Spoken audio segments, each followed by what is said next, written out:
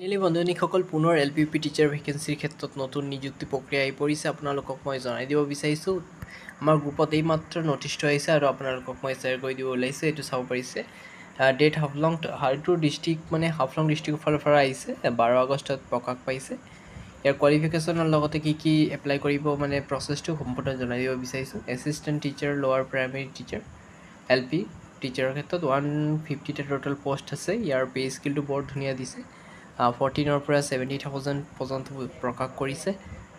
আৰু ইয়াৰ এডুকেশ্যন কোৱালিফিকেশ্যনবোৰ কোৱা হৈছে যে আপোনালোকে autonomous council Haflong reserve council এইটো আৰু হাফলঙৰ যোনটো বৰ্ড আছে সেইটোৰ ফালৰ পৰা অনুষ্ঠিত কৰা হৈছে।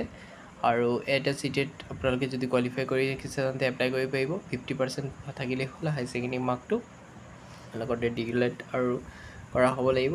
আৰু আগৰ ধৰণে যিবোৰ টাৰ্ম এণ্ড কণ্ডিশ্যন আছে সেইবোৰে আছে, কোনো ধৰণৰ এক্সট্ৰাকৈ দিয়া নাই। যদি SC ST হয় আপোনাৰ আপোনাৰ কাষ্ট চাৰ্টিফিকেটটো চোৱা হ'ব। আৰু ইয়াৰ ক্ষেত্ৰত আপোনালোকে চাব পাৰিছে, place of submission application, last date submission, the inform along the document shall have the submitted personally district primary officer. এইটো আপোনালোকে ইমেইল নহয় তাত আপোনালোকে মানে পষ্টিং কৰিব লাগিব। মানে আপোনালোকৰ যোনটো পোষ্ট অফিচ আছে তাৰ পোষ্ট অফিচ যোগেদি এপ্লাই কৰিব লাগিব। ডিষ্ট্ৰিক্ট প্ৰাইমাৰী এডুকেশ্যন হাফলং, এইটো চাব পাৰিছে। তাৰপিছত ডেটটো দিছে 13/8 পৰা মানে ষ্টাৰ্টিং হৈ পৰিছে আজিৰ পৰা, অহাকালিৰ পৰা 22 পৰ্যন্ত ডিউৰিং অফিচাৰ ভিতৰত এপ্লিকেশ্যনটো ছাবমিট কৰিব লাগিব। আৰু application receive after last submission, তাৰপিছত আপোনাৰ মানে ইণ্টাৰভিউৰ কাৰণে মতা হ'ব। তাৰপিছত আপোনাৰ লিষ্টটো প্ৰকাশ কৰিব আৰু ভাইবাৰ যদি ইণ্টাৰভিউত কোৱালিফাই হয় তেন্তে ধুনীয়াকৈ পষ্টিং পাই যাব। আৰু এইটো কোনো ধৰণৰ আপোনালোকৰ প্ৰাইভেট জব নহয়, 100% গভৰ্ণমেণ্ট জব হয়। আৰু SS আণ্ডাৰৰ বুলি ক'ব পাৰি বন্ধুনীসকল। একচুৱেলি SSO বুলিও নহয়, এইটো যিহেতু এইটো কণ্ট্ৰেকচুৱেল বেচিছ নহয়, এইটো ৰেগুলাৰ পষ্ট হয়।